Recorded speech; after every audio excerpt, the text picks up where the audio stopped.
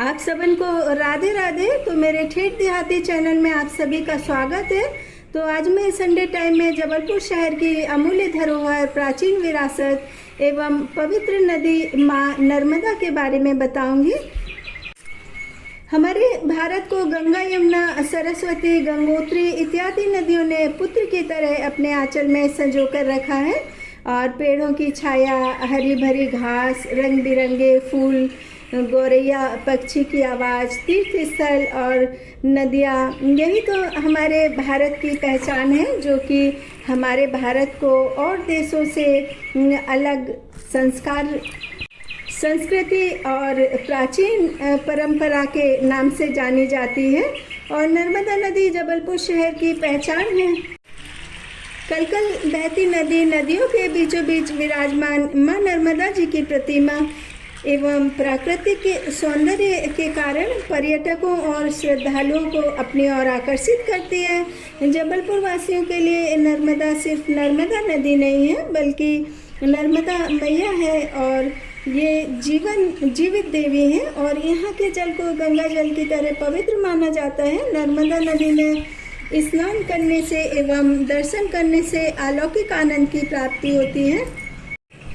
प्राचीन हिंदू धर्म ग्रंथों के अनुसार नर्मदा नदी की उत्पत्ति भगवान शिव के पसीने से हुई थी और इसी कारण नदी की सतह में पाया जाने वाले छोटे छोटे पत्थर एवं कंकड़ के शिवलिंग का प्रतिरूप माना जाता है। दूर दूर से आने वाले पर्यटक भी यहाँ से गंगा जल लेकर के जाते हैं एवं नदी से पत्थर ले जाकर उसको घर में शिवलिंग के रूप में स्थापित करते हैं। और नर्मदा नदी के किनारे पर काफ़ी सारे शिव मंदिर हैं, बहुत सारे घाट भी हैं और नर्मदा मैया के मंदिर के दर्शन के लिए वोटिंग करनी पड़ती है, क्योंकि नर्मदा मैया का मंदिर चारों तरफ से पानी से घिरा हुआ है। पानी के बीचों बीच यह मंदिर स्थापित है और यह बात लोगों को बहुत ही ज़्यादा आश्चर्य में डाल देती है कि इतने गहरे पानी के बीचों बीच ये मंदिर किस तरह से स्थापित किया गया होगा, किस तरह से इसकी स्थापना की गई होगी। और नर्मदा नदी की गहराई बहुत ज़्यादा है। जब भी पर्यटक बोटिंग का आनंद लेते हैं तो बोट में खड़े होकर वीडियो बनाने या हाथ से पानी को उछालने की सिर्फ मनाही रहती है। लेकिन हम लोग काफ़ी साल पहले जबलपुर गए थे, तब तो हम भी नर्मदा घाट गए थे और हम सब वहाँ पर बोटिंग कर रहे थे। तो मैं खड़े होकर के इधर उधर बोट में घूमने लगी थी और तभी नाविक ने कहा कि तुम्हारे इस तरह से घूमने से, पानी को उछालने से ये सारी बोट पलट जाएगी। और जब भी मैं जबलपुर जाती हूँ तो मेरे भाई कचनार सिटी, पाट बाबा मंदिर, भेड़ा घाट, नर्मदा घाट और बहुत सारे रेस्टोरेंट डिनर लंच के लिए लेकर जाते हैं। लेकिन मैं सच कहूँ तो शादी के पहले मैं सिर्फ स्कूल कॉलेज जाती थी, कभी ही पिकनिक या डिबेट स्पीच के लिए स्कूल कॉलेज से बाहर गई थी। लेकिन उतने समय में भी ना मैं बहुत ज़्यादा बोर हो जाती थी और इसलिए मैंने BA सेकेंड ईयर के बाद सारे एग्ज़ाम प्राइवेट दिए थे। और जबलपुर की नर्मदा नदी से जुड़ा एक प्रसिद्ध विशाल घाट भेड़ा घाट है। यहाँ पर नदी 100 फुट ऊंचे संगमरमर की चट्टानों से होकर बहती है और इन चट्टानों में गुलाबी, नीले और आसमानी रंग की धारियाँ रहती हैं, जो कि दिन के उजाले में पड़ती हुई सूरज की रोशनी से इंद्रधनुषी सी प्रतीत होती हैं। और यहाँ का आकर्षण केंद्र यहाँ का जलप्रपात और वोटिंग है। और पूर्णिमा की रात जब चंद्रमा रोशनी की पूर्ण छटा बिखेरता है, उस समय वोटिंग का आनंद ही कुछ और होता है। और नाव दोनों तरफ से ऊंचे ऊंचे पहाड़ों, घने जंगलों से निकल कर के जाती है और पत्थरों पर पड़ती चंद्रमा की रोशनी और चंद्रमा की रोशनी से नीला पानी का कलर एकदम अद्भुत अविस्मरणीय नज़ारा होता है। यहाँ पर संगमरमर से बने बर्तन, मंदिर, खिलौने, पत्थर के खूबसूरत आभूषण, नेम प्लेट और भी साज सज्जा की ढेरों वस्तुएं मिलती हैं और नाश्ते खाने के भी छोटे छोटे स्टॉल मिल जाएंगे, जहाँ पर वाजिब दाम में स्वादिष्ट भोजन मिल जाता है। और यहाँ पर धुआंधार जलप्रपात पर्यटकों का आकर्षक केंद्र होता है।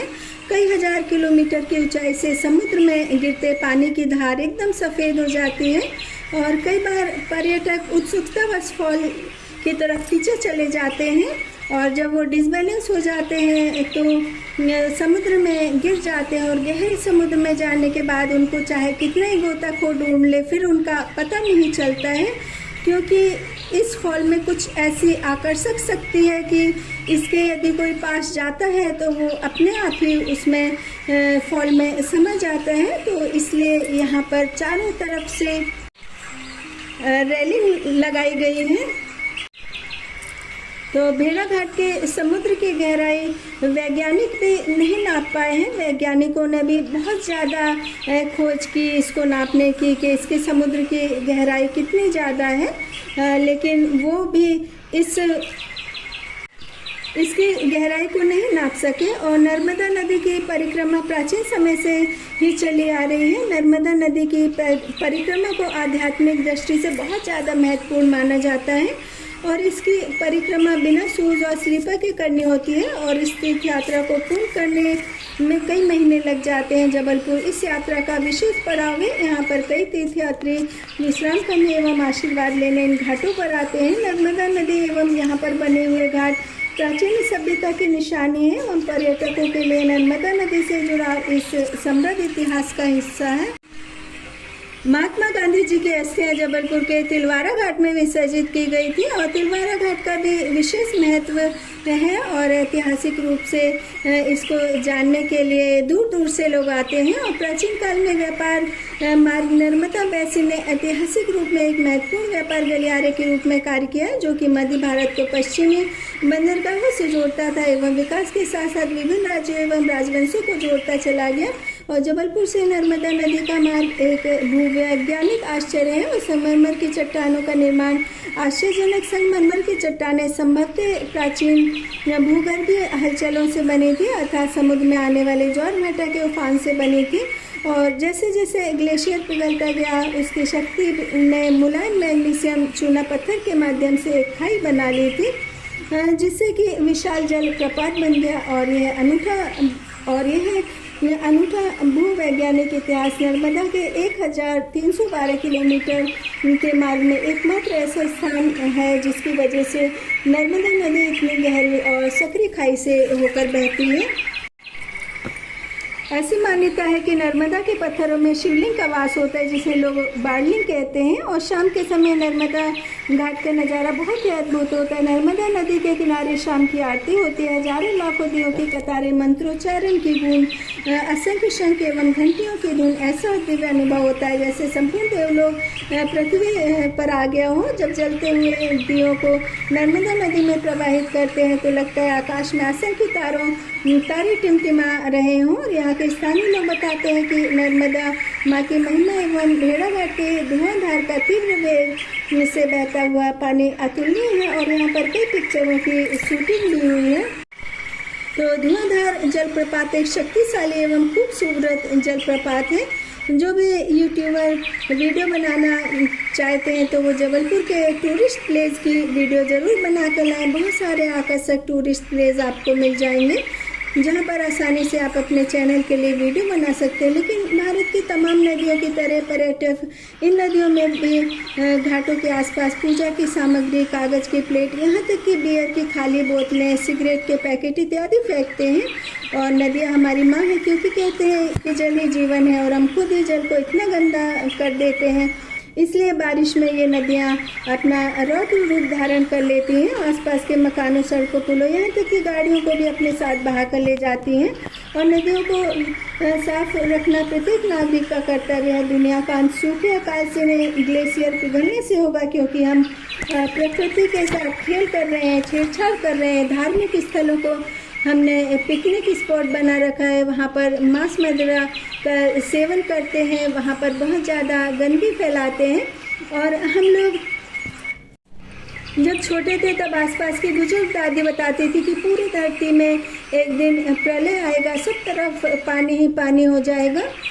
तो कई किलोमीटर की दूरी तक सिर्फ एक दिया दिखाई देगा। और साइंस भी यही कहता है। तो साइंस में, प्राचीन इतिहास में और धर्म में बिल्कुल भी अंतर नहीं है, ये सब एक दूसरे के पूरक हैं। तो मेरा ऑडियो पसंद आए तो लाइक करें, सब्सक्राइब करें।